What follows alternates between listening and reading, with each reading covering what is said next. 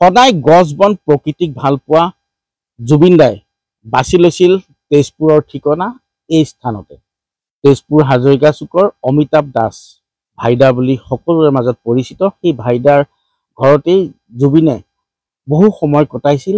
তেজপুৰৰ ঠিকনা হৈ পৰিছিল ভাইদাৰ বাসগৃহ। মই দেখুৱাইছোঁ পোনতে পৰিৱেশটো বিভিন্ন ধৰণৰ গছ বন লতিকা ফুলেৰে পৰিপূৰ্ণ এক গৃহ আৰু ইয়াতেই জুবিনে বিভিন্ন সময়ত তেওঁ ইয়াত জিৰণি লৈছিল।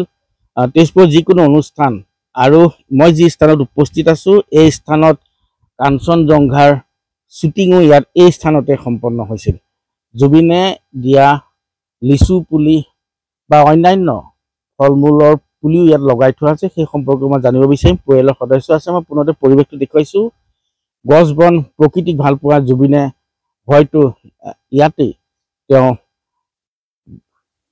জীৱনৰ এছোৱা সময় কটাইছিল। মই ভাইদাৰ বৌ আছে, মই আপোনাৰ কাষলৈকে আহিব বিচাৰিছোঁ। কি ক'ব? জুবিনৰ ঠিকনা যিহেতু আপোনাৰ এইখন ঘৰ নিজৰ নিচিনা আছিলে আৰু একেবাৰে ঘৰুৱা, ক'বলৈ একোৱেই নাই। আহি পালেই গাড়ীৰ পৰা নামাৰ লগে লগে ভাইদা ক'ত, বৌ ক'ত, তেনেকৈ আহে। তাৰমানে ঘৰ বুলি আহে আৰু গৰিমাও তেনেকুৱা। গৰিমাও খুব মৰমীয়াল, মোৰ ছোৱালীক খুব মৰম কৰিছিল দুয়োটাই। শেষবাৰৰ বাবে 17 নৱেম্বৰত আহিছিল ইয়ালৈ, আমি জানিব পাৰিছোঁ।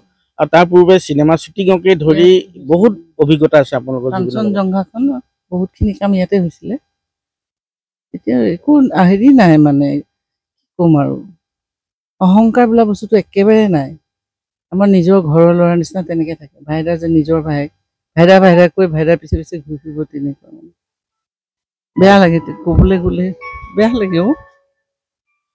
হয়, আমি পৰিৱেশটো দেখুৱাইছোঁ আৰু এনেদৰে দেখা পোৱা গৈছে জুবিন দাৰ এই যি অকাল বিয়োগ, তাৰ পিছতেই এক প্ৰকাৰ এইখন যি তেজপুৰৰ বাসগৃহ, তাতো এক প্ৰকাৰ দুখৰ ছাঁ পৰিছে, সকলো ভাগি পৰিছে। মই যিহেতু ভাইদাৰ বৌৰ প্ৰতিক্ৰিয়া ল'লোঁ, এই মুহূৰ্তত ভাইদাৰ ভগ্নীও আছে, মই তেখেতৰ পৰাও জানিব বিচাৰিম।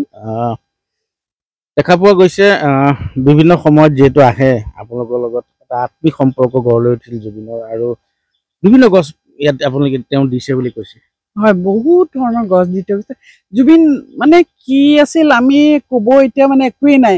ইমান ঘৰুৱা, ইমান হেৰি, সি যাবই নিবিচাৰে ইয়াৰ পৰা। এদিনৰ কাৰণে যদি আহে, জুবিন 4 দিন থাকেই। কিন্তু দায়িত্বটো ভাই বহুত আছিলে। ভাই অলপমান দায়িত্ব মানে সি বেলেগ ধৰণকৈ লৈ আছিলে, নকয় কাকো। কিন্তু জুবিন উঠিলে নাই, জুবিন খাইছে নাই, জুবিন ঠিকমতে শুইছে নাই, সেইটো মানুহৰতো ভিৰ বহুত বেছি হৈছিলে ন।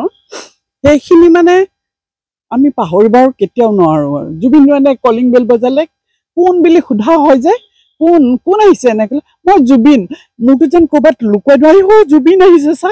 জুবিন এনেকেনো আহেনে মানুহ, এনেকেও জুবিন মানে ইমান ডাঙৰ মানুহ এজন, এনেকে ইমান চিম্পল, ইমান হেৰি, আমি যে চিনিও নাপালোঁ। সেইটো কাৰণে বেছি বেয়া লাগে, মানে খুব বেয়া লাগে। জুবিনে দিয়া লিচু পুলি হয়তো লাগিবৰ হৈছে, আমি জুবিন বুলিয়ে দিম, সেইটো লেচুৰ নামেই জুবিন। জুবিন লিচু মানে দিয়া বুলি ভাবিছে, বৌয়ে কৈয়ে থাকে লিচু লাগিলে আমি জুবিনৰ নাম দিম। কিন্তু লিচুজোপা বহুত চবেই দেখিয়ে কয়, এওঁলোকে চবেই কয় যে জুবিনৰ এই লিচুজোপা বেলেগ ধৰণৰ, জানে বৌ। কিছুমান পাত আছে, সেই পাতটো মানে সিহে কয়, এই পাতটো আপোনালোকে হেৰিত দি খাবচোন, ভাজি কৰি খাব। জিৰা গছ এইজোপা জিৰা, জানে আপুনি? নাজানে নেকি? এইজোপা জিৰা, ইয়াৰ পৰাই আমি খাওঁ, এইবাৰ আমি বনাই খাওঁ। চব বস্তুতে সি মানে ইমান ধুনীয়াকৈ জানে। যেনেকে গান হেৰি কৰিছিল, তেনেকে সি চব পুলিৰ তলত কি আছে, কোনটো মানে আলু খালে মানে ডায়েবেটিছত ভাল, চব বস্তুৱে সি জানিছিলে। সেইখিনি আমাক গোটেইখিনি কৈ যায়, এতিয়া বুজিও নাপাইছিলোঁ আমি। আজি হয় দেখা পোৱা গৈছে এইবোৰ স্মৃতিক লৈ তেওঁলোকে আজি সহিব পৰা নাই। মই যিহেতু আছোঁ ইয়াত এই স্থানতে, পৰিৱেশটো দেখুৱাইছোঁ, এক সুন্দৰ প্ৰাকৃতিক পৰিৱেশ, আৰু হয়তো প্ৰকৃতিক ভাল পোৱা জুবিনক বাৰে বাৰে এই ভাইদাৰ ঘৰখনে আকৰ্ষণ কৰিছিল, আৰু সেইবাবে হয়তো বিভিন্ন সময়ত জুবিন তেজপুৰলৈ আহিলে এই ভাইদাৰ এইখন ঘৰতে সময় কটাইছিল। আৰু যিহেতু ভাইদাৰ ভগ্নীয়ে উল্লেখ কৰিছে যে যিটো লিচু পুলি তেওঁ দিয়া ইয়াত ৰোপণ কৰিছিল, সেই লিচু পুলিটোৰ নামো জুবিনৰ নামেৰে নামাকৰণ তেওঁলোকে কৰাৰ কথা উল্লেখ কৰিছে। কি ক'ব এই মুহূৰ্তত, যিহেতু বহু কথাই ওলাইছে এই মৃত্যুক লৈ, আপোনালোকেও জুবিনৰ বাবে ন্যায় বহুত গোটেই অসমে যেনেকৈ হেৰুৱাইছে, আমিও আমাৰ ঘৰৰ কোনোবা ঢুকুৱা যেন লাগিছে। 3 দিনলৈকে ঘৰত মানে এনেকুৱা এটা অৱস্থা হৈছে, হবিজ খাই আছোঁ, বিশ্বাস নকৰিব পাৰা তোমালোকে, কিন্তু মানে খাব পৰা নাই। মাছ মাংসটো দূৰৰে কথা, একোৱে খাব পৰা নাই। এনেকুৱা চখ মানে কি ভাবিবই নোৱাৰা এটা ঘটনা নহয় জানো, ভাবিব পৰা নাই মানে এনেকুৱা। ইয়ালৈ আহিলে আকৌ বহুত কামত আহেতো, কিবা কিবি কোনোবাই যদি কিবা গছ পুলি দিয়ে, ক'ৰবাত দিলে চব মোৰ তাত দি থৈ যাব। আপুনি ইমান গছত লাগি থাকে, পাৰিব আপুনি থৈ দিয়কচোন। এজোপা সেইখিনিতে আছে, ইমান ধুনীয়াকৈ হৈছে মানে গছডাল। সেয়ে চব ক্ষেত্ৰতে তেনেকুৱাই। হয়, এক প্ৰকাৰ শোকত ভাগি পৰিছে পৰিয়ালটোৰ এইসকল সদস্য।